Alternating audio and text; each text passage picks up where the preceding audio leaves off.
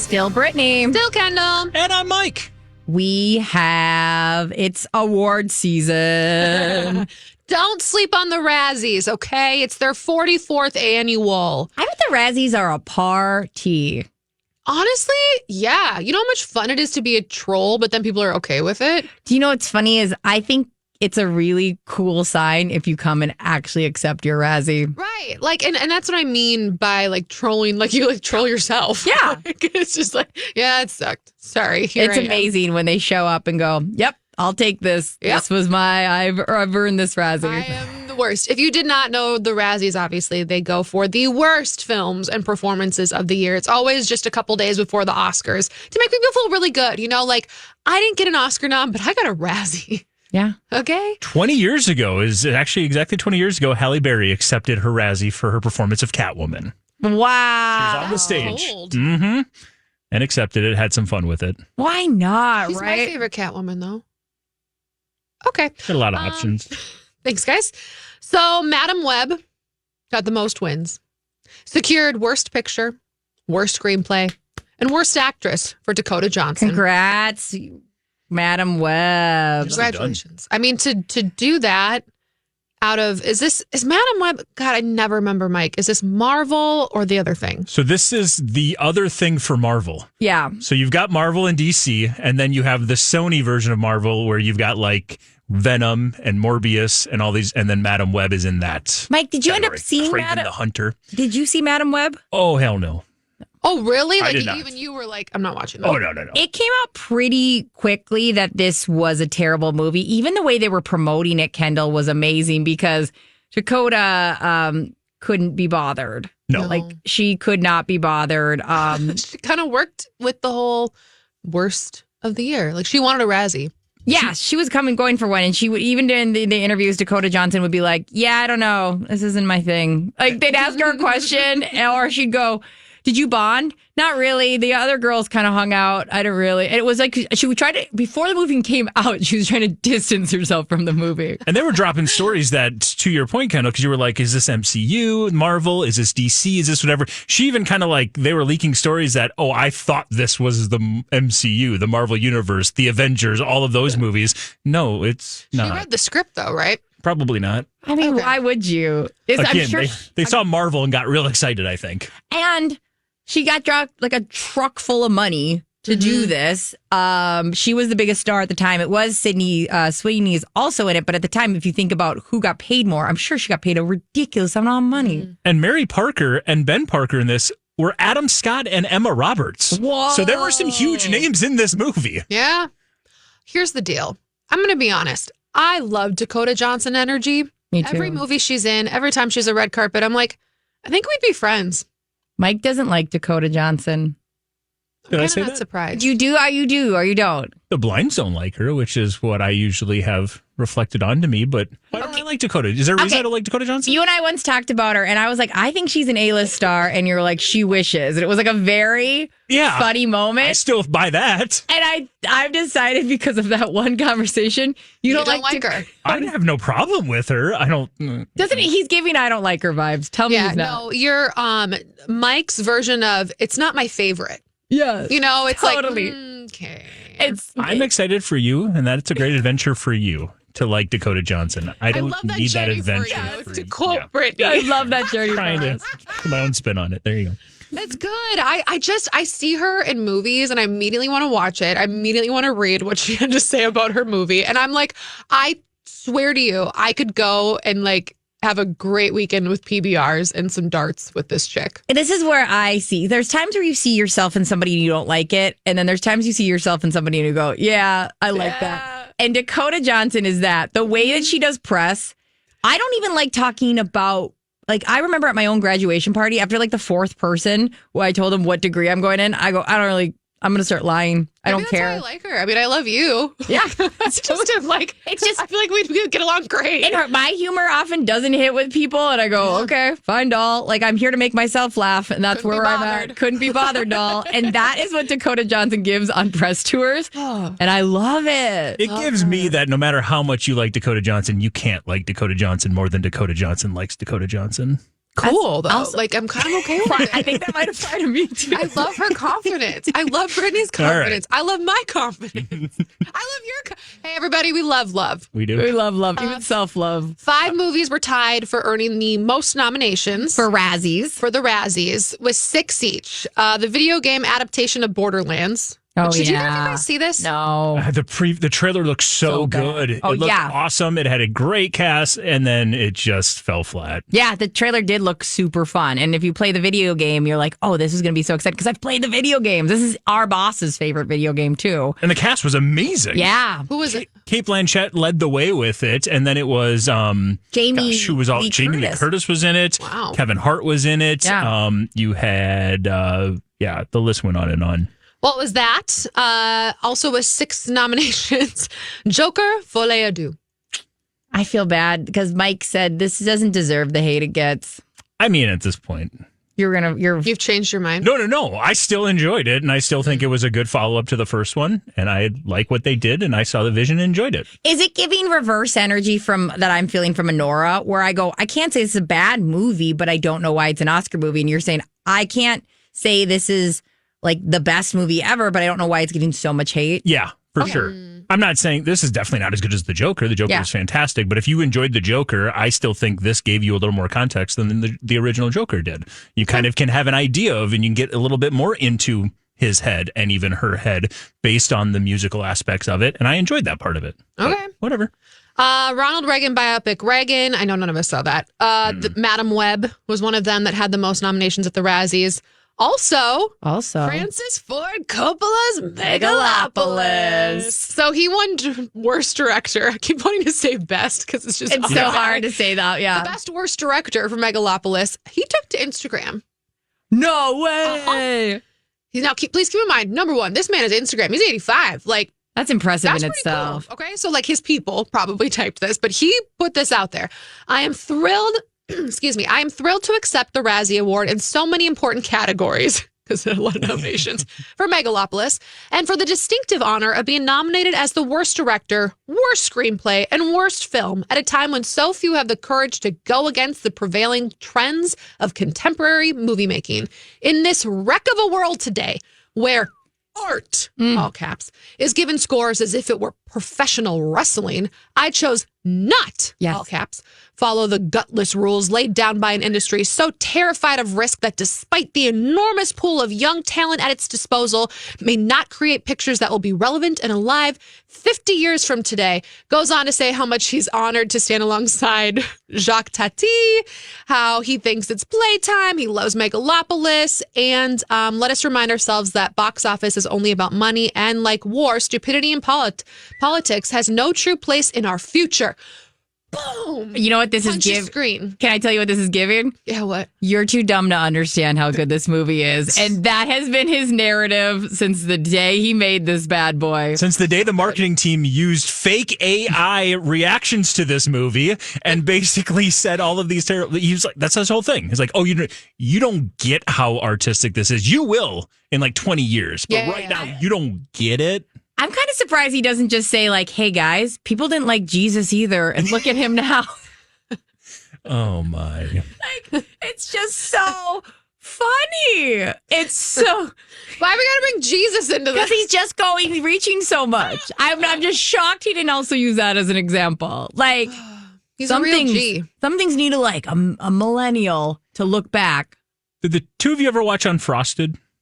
No, because you said it was, didn't people say it was really bad? The Jerry's. I watched it. It was terrible. Yeah. Jerry that's why Seinfeld. Jerry Seinfeld, yeah. the one, because that took home. Jerry Seinfeld actually won Worst Actor of the Year for Unfrosted, and then Amy Schumer won Worst Supporting Actress of the Year for Unfrosted. Impressive. And then John Voight, you got to give John Voight a shout out. Yeah. He got Worst Supporting Actor because he was in Megalopolis, up for Worst, Reagan, up for Worst, also in Shadowland and Strangers, and apparently all 4 movies were terrible, and he was in all of them. Oh my God. So he got Worst Knows how to Supporting pick Actor. 'em. Yeah. I rewatched Anaconda like 5 years ago. That movie's awful. Wait, I'm sorry. Did you say John Voight as in Angelina Jolie's dad? Yeah. Yeah. Well, don't worry. Sequel's on the way. I know. They're filming it now. I'm telling you guys, I encourage you to also go back because as my memory was, that movie was amazing. It is not. It is not. Your memory was that movie was amazing. Yes, I thought we that could was. have a conversation about that time in your life. I was like a teenager. When you say Anaconda, I go Nicki Minaj. So you don't remember the Anaconda movie? No. I could also go, my anaconda don't want none unless you got bones, hon. Mike. Yeah. 90s millennial. I know. Do side What can you benzo do? sit-ups. Yeah. Well, please don't touch that butt. Sorry. Anaconda was a movie with J-Lo and Ice Cube, Jon Voight, and Jon Voight. Owen Wilson. Wow. There's a big snake. We were 11 years old. I thought that movie was amazing. God, you guys are ancient. Thank you. You're welcome. Don't worry, because there's always weed. At least that's how Justin Bieber feels as he smokes a blunt in new video after denying being on drugs. He wanted us to know that he's cool. He's so cool. He headed on over to Instagram and to make sure that everybody could see him with this giant blunt, smiling very widely. Press clip right up close to the camera and then stepping back and dancing for a few seconds. Now, keep in mind, again, on the heels of all this denials around drug rumors, he was really lulling it up as he smoked weed on his stories for Instagram. You know what I see when I look at this? That man is clearly rich. And you want to know why I think that? I'll tell you. Because he doesn't have a bobby pin at the end of the joint. So he's not going to smoke it down far enough. He's just going to waste a bunch of weed. That just shows me that this man has more money than he knows what to do with. Even Snoop does that. Yeah, sometimes. I feel like people that would post something like this go, yeah, I don't know. I don't see them the type that are doing well. And I'm not saying if you smoke weed, you're not doing well. But the idea that you're like, look at this right now, it's not giving what you think it's giving, Justin. And his PR team has worked so hard for the last 5 days. Ever since that celebrity hockey thing, everyone has been working so hard to be like, no, he's good. Everything's fine. Look at him. He's skating. Everything's great. And in the last 2 days, he had this video and another video of him super high and rapping. And it's like, dude, you're just ruining everything for these people. I know. They're like, looks like we're working this weekend. I was going to take the boat out. Sorry, Kevin. He does that thing, too, where you blow it out and inhale it through your nose. Mm-hmm. He could be in the next Cheech and Chong.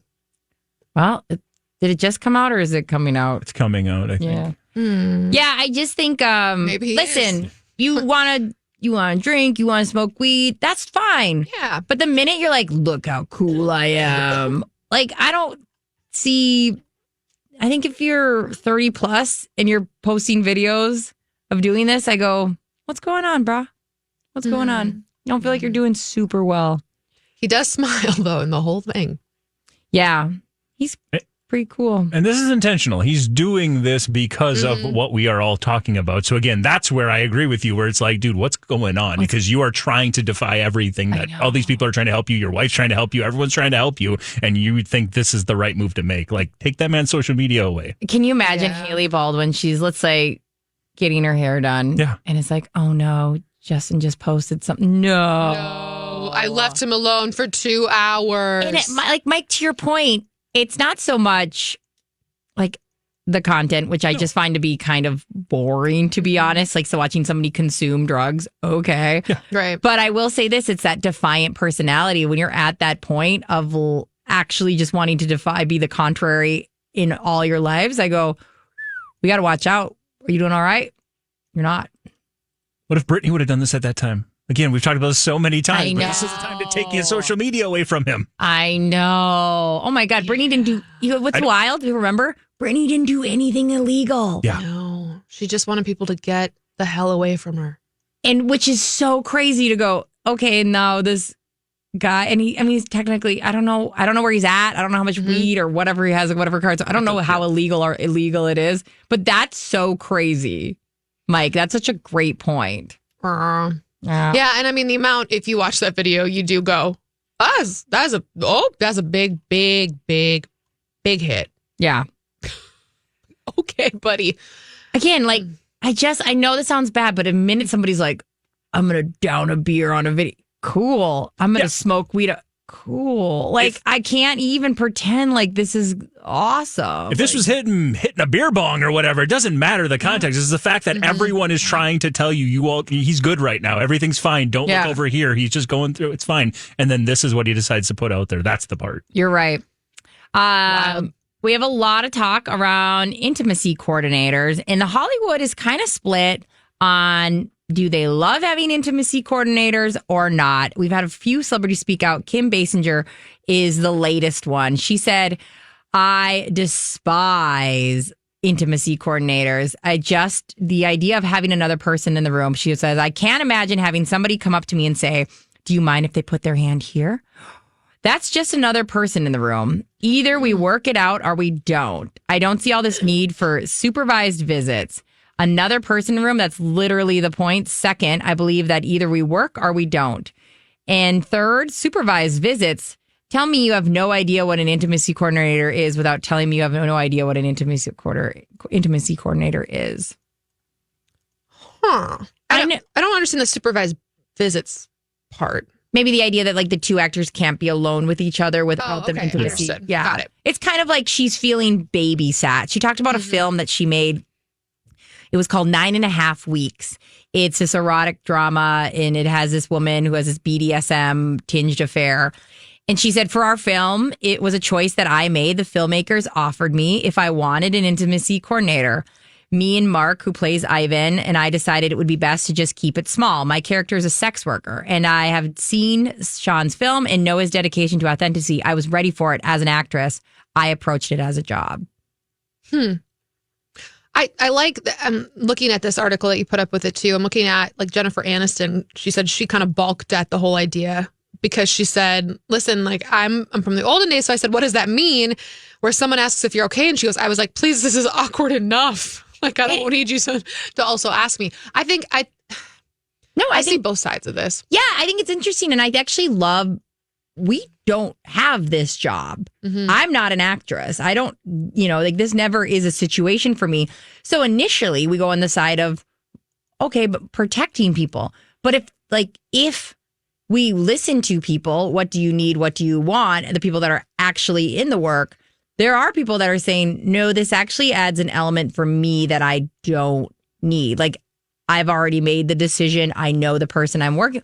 I can see where they're coming from. And like, yeah. And also from an acting standpoint, like Mikey Madison, I went down this long rabbit hole reading this conversation. She also knew the director's wife was going to be a part of it as well. And she also was like, as you just said, she's a sex worker. And she was like, the idea that you're having more people takes me out of the moment. So you also have the art element too, where you're like, I'm a performer. I'm trying to get into this moment. And it's super hard for me to express myself that way. Yeah. And again, it's her decision. Absolutely. And I think, obviously we always hold true with whatever anyone feels comfortable with. We're not trying to say take away people who like intimacy, but it is an interesting conversation because like Mike, you're saying, especially in a movie like Anora, I know for a fact, I'm sure there was a lot of impromptu things that they did in that bedroom.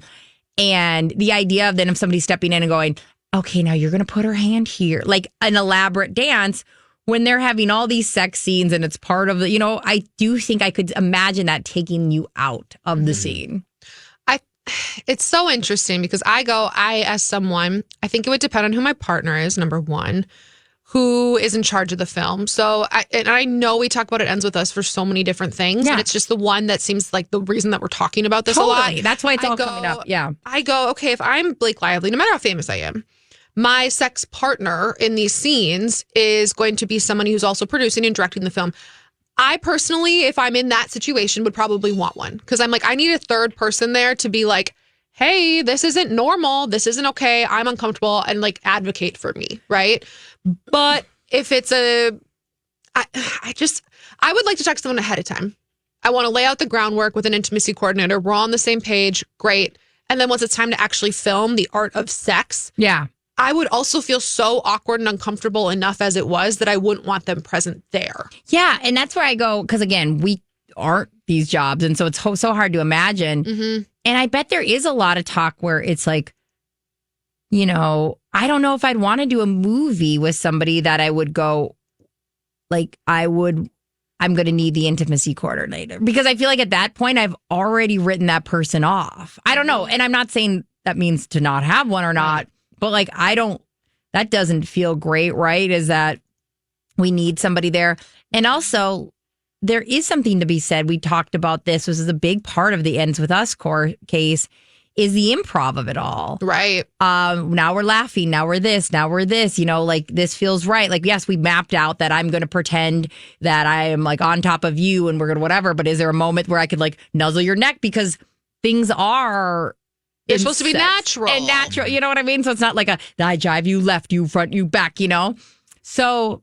I don't know. It's just a very interesting conversation. I love when people in the industry and are in these jobs are telling us what works and what doesn't work for them.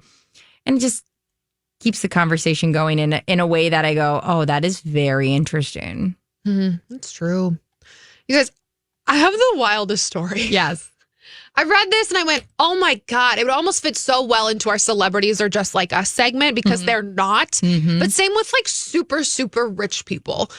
So this is about Karolina Kurkova and her husband, Archie Drury. So Karolina Kurkova, if you're like, sounds vaguely familiar, she's a Victoria's Secret supermodel when Victoria's Secret was like at its heyday. She still is, but very beautiful woman. She and her husband have filed a lawsuit against this prestigious club outside of Miami, Florida. It's called Fisher Island Club. It's literally on this super exclusive island that people like Oprah, oh God, like super famous. Julia Roberts has a place out there. Like you can't even access this island unless you are a bajillionaire and you know people and have the right contacts.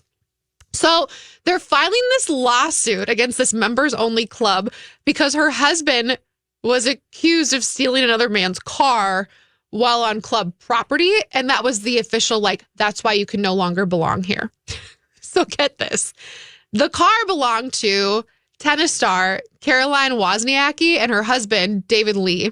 This is how it all goes down. And stay with me here. Karolina Kurkova's super not famous husband goes and like gets behind the wheel of some white Mercedes-Benz, Archie. Yes. Archie goes and gets behind the wheel of this, like, I think it's a Range Rover, some white Range Rover, drives out of a parking lot, realizes, oh my God, this isn't my car, and drives it back in. Not a big deal. Only rich people would this happen to, like have these exclusive cars. And the people that they took it from, the tennis star and her husband, don't press charges. They're like, no, we get it. It's no problem. However, Karolina Kurkova and Archie's daughter got in big trouble like just earlier in the year for biting the same tennis star's son on the playground. Their daughter was like, quote unquote, frightened because this other kid was in her personal space and bit him. Which how old are we dealing with here? They're like 3, I think. They don't like 2-year-old. 2-year-old. Okay, I just want to make sure because there'd be a real difference between a 10-year-old and a 2-year-old. So this like exclusive club forces them to have the supermodel's daughter go to therapy and concludes that it's just a one-off situation because they're so pretentious that like a kid biting somebody reduces you to having to have therapy. Then they're still suspended from like the day school because of this one biting incident. And if that happened to us, we'd be screwed. Okay. After that, he also got in trouble because he was ticked off about where Tom Brady parked his yacht. Archie was ticked off about Tom Brady parking his yacht. He allegedly tried to defraud the club because, listen to this, he got a 6-month suspension from the club for stealing the tennis player's car, even though it was an accident. And he went on the club grounds and was like, I just really want to get some pasta, man. So he like literally went to the restaurant, tried to get pasta, and then got in trouble again. And they're calling it defrauding them. He physically threatened to give a fellow club member the middle finger. He said, I'm going to give you the middle That's finger? a physical threat to these like bajillionaire people. He did give a middle finger. No, he physically threatened. So he like verbally threatened? I don't know. Like basically what they're saying is that this couple has done nothing. Gonna lift it. But like these really rich people are all arguing about this stupid honestly, they have beach club. They have enough ticks against them. Ban them for life. I know. I go, no biting, no stealing cars, no honestly, 1 off, 2 off, like 3 off, but like there's like a lot here. It's enough, Archie. Your time is up in Playland. Like, you people are psychotic. Oh, by the way, going to take you at Lifetime. Move on. I forgot to mention too, I know we got to go, but $250,000 per person to get in, $40,000 dues per person to be a part of this club. That's fine. Okay, rich people. When we get back, we're going to be talking about, we need justice for Pink Eye. I'm getting pissed off. But Mike, before that, what's going on those dang roads? Let's find out. We got a crash now in North Metro. This is a stalled vehicle, and it's a semi, and it is causing some slowdowns as one lane is blocked here. This is 694 heading in that eastbound direction, right between University Avenue and 65 there in Fridley is where that stall has occurred. We also are having a slowdown through Minneapolis because of a crash on 94 westbound. This is right between 55 and 35W. That's about an 8-minute delay. There's also about a 10-minute delay on 494 in the eastbound direction because it's usually pretty bad there between Bush Lake Road and East Bush Lake Road to start the commute. But now we have a vehicle that was on fire. Now it appears to be resolved, but I take that back. There actually still looks like some flames coming out of that vehicle there. So vehicle's still on fire there on 494, and that's definitely slowing some things down as well. Let's check out your forecast. Very, very windy. We're going to drop down to 16 for the overnight low tonight. 30 tomorrow and sunny will warm up to wrap up the weekend.